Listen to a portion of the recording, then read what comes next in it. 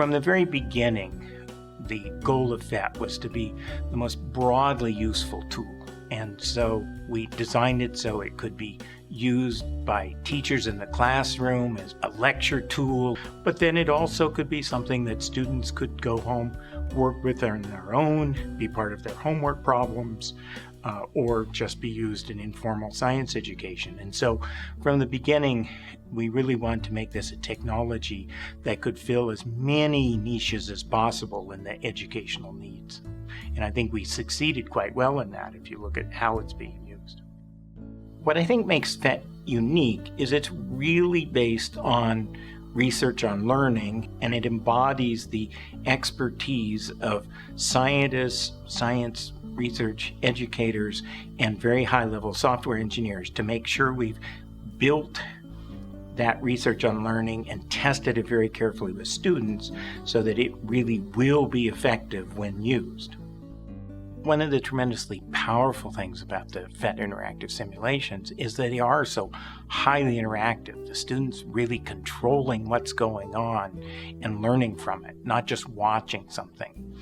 And in addition, they make the invisible atoms, light, etc., visible so they can investigate and discover these things for themselves.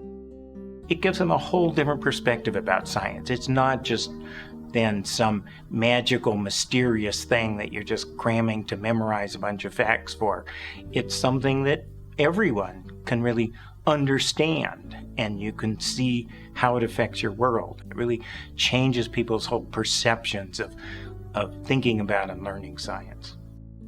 By changing learners' views of science, it also makes a lot more of them realize they can be scientists, they could do science, who otherwise would never be thinking along those lines. You know, this is important across the entire population. I'm particularly concerned with those groups who are quite underrepresented in science right now. When I first started with PhET, I didn't really have nearly the grand vision it's turned into. I just saw lots of opportunities to use these in classes that I was teaching, other people were teaching, that I thought, gee, this would make it a lot easier to understand the material and make it a lot more interesting. It can do a better job of showing students how this relates to the real world around them.